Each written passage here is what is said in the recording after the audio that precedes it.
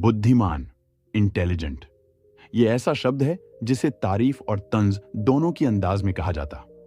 यदि कोई काम बिगड़ जाता है तो उसे तंज कसते हुए कहा जाता है कि खुद को बुद्धिमान न समझो। वहीं यदि किसी कार्य को सफलतापूर्वक कर दिया जाता है या किसी मुश्किल परिस्थिति का हल निकाल लिया जाता है तो हम कहते हैं बहुत बुद्धिमान है। लेकिन प्रश्न ये है कि वास्तव में बुद्धिमान कौन है और कैसे बना जा सकता है बुद्धिमान।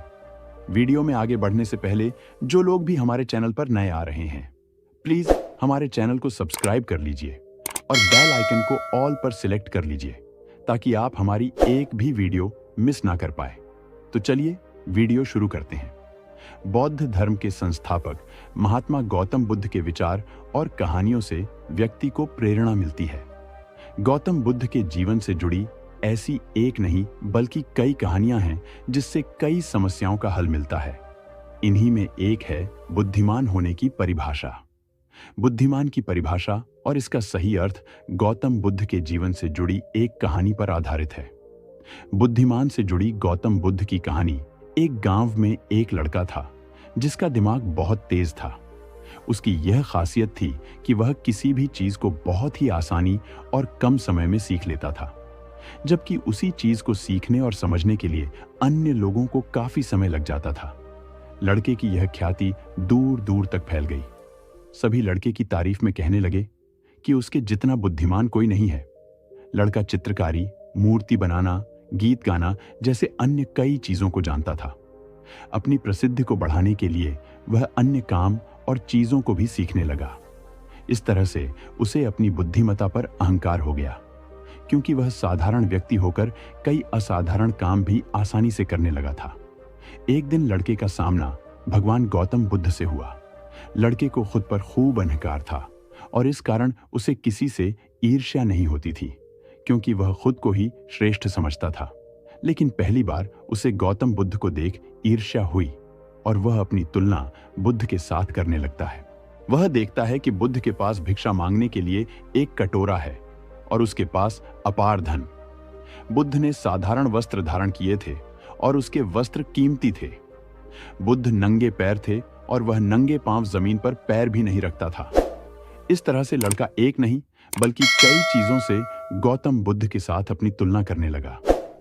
हर चीज से तुलना करने के बाद वह मन ही मन सोचता है कि आखिर मैं इस भिक्षु के साथ अपनी तुलना क्यों कर रहा हूं, जबकि इसका और मेरा जीवन बिल्कुल अलग है।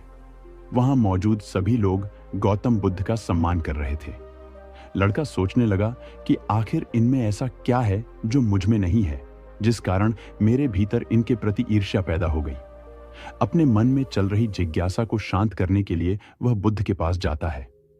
वास्तव में कौन है बुद्धिमान? बुद्ध के पास जाकर वह कहता है, मैं इस गांव का सबसे बुद्धिमान व्यक्ति हूं और आप अपने आसपास जो भी देख रहे हैं मैं वह सब करना जानता हूं।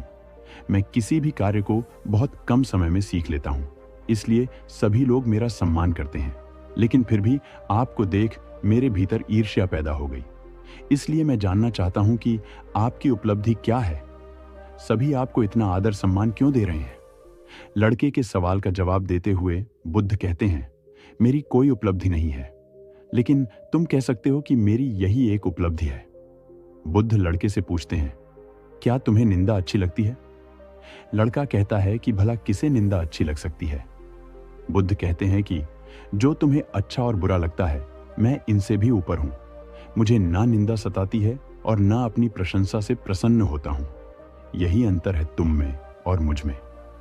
बुद्ध कहते हैं, तुमने सैकड़ों काम सीखे लेकिन सबसे जरूरी काम को सीखना भूल गए। लड़का पूछता है, कौन सा काम? बुद्ध ने दिया बुद्धिमान होने का ज्ञान। बुद्ध कहते हैं कि क्या तुम्हें मन को नियंत्रण करना आता है? यह बात सुनकर लड़का समझ जाता है कि उसे बुद्ध से ईर्ष्या क्यों हुई। बुद्ध कहते हैं, जिसने संपूर्ण जगत जीत लिया लेकिन अपने मन को नहीं जीत पाया, उसने कुछ भी नहीं जीता। वहीं जिसने अपने मन को जीता लेकिन अपना सब कुछ गंवा दिया, फिर भी उसने सब कुछ जीत लिया। बुद्ध की यह बात सुन लड़के का अहंकार टूट गया। उसने बुद्ध से कहा कि क्या आप मुझे अपने मन को जीतना सिखा सकते हैं? बुद्ध कहते हैं, जरूर, लेकिन इसके लिए मैं तुम्हारी सभी उपलब्धियां छीन लूंगा। लड़का कहता है, मैं तैयार हूं। इसके बाद से ही लड़का ध्यान लगाने लगता है, क्योंकि ध्यान से ही मन को वश में किया जा सकता है। संगत का हमारे जीवन में काफी अधिक महत्व है। संगत सही रहेगी तो हमारे विचार सही रहेंगे, और विचार सही रहेंगे तो कर्म भी सही रहेंगे और जीवन में सुख शांति बनी रहेगी। इसलिए सत्संग करते रहने की और अच्छा साहित्य पढ़ने की सलाह दी जाती है। सत्संग हमारे जीवन पर कैसे असर करता है, इस संबंध में गौतम बुद्ध की एक कथा प्रचलित है। बात उस समय की है जब गौतम बुद्ध काफी प्रसिद्ध हो चुके थे। वे रोज प्रवचन देते, जिन्हें सुनने के लिए काफी लोग पहुंचते थे। प्रवचन सुनने एक लड़का रोज आता था। वह गौतम बुद्ध की सारी बातें बहुत ध्यान से सुनता था।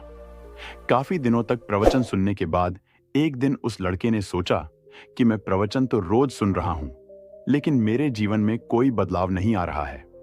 बुद्ध बातें तो अच्छी बताते हैं, लेकिन कुछ लाभ नहीं हो रहा है। मुझे इस बारे में बुद्ध से बात करनी चाहिए। अगले दिन वह लड़का बुद्ध से बात करने की इच्छा लेकर पहुंच गया। बुद्ध का प्रवचन शुरू हुआ और वे कह रहे थे कि अगर कोई व्यक्ति हम पर गुस्सा करता है तो वह हमसे ज्यादा खुद का नुकसान करता है। अगर हम भी दूसरे के गुस्से का जवाब गुस्से से ही देते हैं तो हम खुद का नुकसान कर लेते हैं। बुद्ध की ये बातें सुनते ही वह लड़का खड़ा हो गया और कहने लगा कि तथागत, मैं बहुत दिनों से आपके प्रवचन सुन रहा हूं, लेकिन मेरे जीवन में तो कोई बदलाव ही नहीं आया है। मुझे तो प्रवचन सुनने से कोई लाभ नहीं हो रहा है। बुद्ध ने अपने प्रवचन बीच में रोके और उस लड़के की बात सुनने लगे। जब वह लड़का चुप हो गया तो बुद्ध ने उससे पूछा कि तुम कहां रहते हो? लड़का बोला कि मैं श्रावस्ती में रहता हूं। बुद्ध ने कहा कि श्रावस्ती से यहां तक की दूरी कितनी होगी और यहां आने में कितना समय लगता है? उस लड़के ने बुद्ध की बातों का उत्तर दिया। तो बुद्ध ने फिर पूछा कि यहां आते कैसे हो? उसने बताया कि मैं कभी पैदल आता हूं, कभी सवारी का कोई साधन मिल जाता है तो उससे आ जाता हूं। बुद्ध ने फिर एक नया प्रश्न पूछ लिया कि क्या तुम यहां बैठे बैठे अपने घर पहुंच सकते हो? यह प्रश्न सुनकर वह लड़का और वहां बैठे सभी लोग हैरान हो गए। लड़के ने कहा कि यह कैसे संभव है? मैं बैठे बैठे कहीं और नहीं पहुंच सकता। इसके लिए तो मुझे ही चलकर जाना होगा। बुद्ध ने कहा कि तुम्हारी बातों में ही तुम्हारे प्रश्नों का उत्तर है। सत्संग सुनने से तब तक कोई लाभ नहीं होगा जब तक कि तुम उन अच्छी बातों को अपने जीवन में उतारते नहीं हो। जब तक तुम अच्छे काम नहीं करोगे, इच्छाओं का त्याग नहीं करोगे, बुराइयों से दूर नहीं रहोगे, तब तक तुम्हारे जीवन में कोई बदलाव नहीं आएगा। सिर्फ प्रवचन सुनने से, यहां बैठने से जीवन में कोई बदलाव नहीं आएगा।